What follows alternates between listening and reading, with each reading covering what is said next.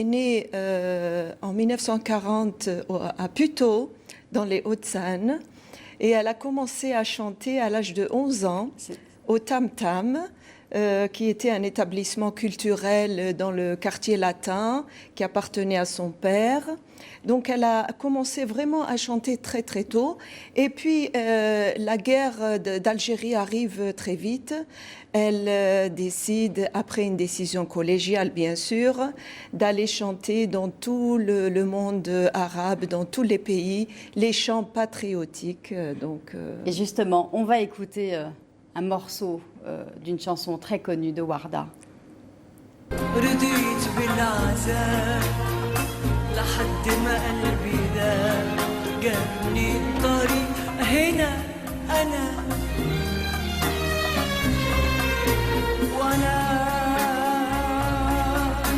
لا ما اتحملت أنا نسيت ولا اشتكيت ولا جيت في يوم وبكيت منهم لكم هنا أنا. Alors Warda, évidemment, c'était une immense chanteuse, une voix incroyable qui transportait l'âme de tous les Arabes. Mais politiquement, elle représentait aussi un engagement.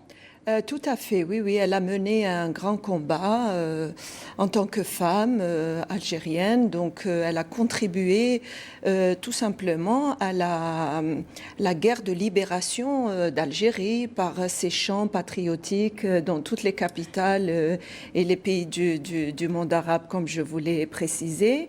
Et puis, et d'ailleurs, ça n'a pas beaucoup plu au pouvoir colonial français qui lui a demandé de partir. Elle a dû partir. Tout à fait. En 1958, elle était contrainte donc de quitter la France pour aller s'installer dans un premier temps au Maroc et puis ensuite à Beyrouth.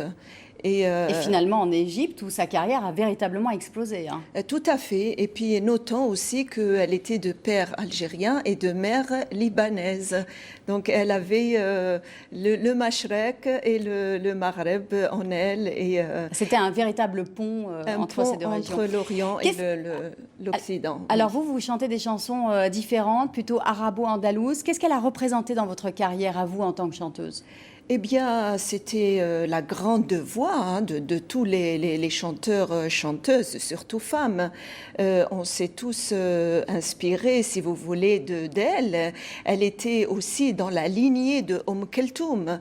C'est une très grande voix. On la compare souvent à Keltoum. On la compare à Keltoum parce qu'elle a porté aussi cette voix de tout le monde arabe, comme Fayrouz aussi, qui incarne aussi cette dimension. Et donc, même si Warda al-Jazaïria était algérienne, elle dépassait les frontières algériennes. Donc, elle a chanté dans toutes les capitales aussi du monde, presque. 300 chansons et des millions de disques d'albums vendus à travers le monde. C'est un grand succès. Oui, oui, époustouflante. Et puis, elle était vraie, elle était sincère. Elle chantait l'amour avec un grand A. Et comme dit l'émir Abdelkader, je suis à la fois l'amour, l'amant et l'aimé. Je suis l'amoureux aimé secrètement au grand jour. Merci Nassima Chaban d'avoir été notre invitée pour évoquer Warda. Sachez que vous pouvez aussi vous reporter sur le site internet pour en savoir un peu plus sur la biographie trépidante de cette immense chanteuse. C'est la fin de cette édition africaine. Excellente suite de programme à vous tous.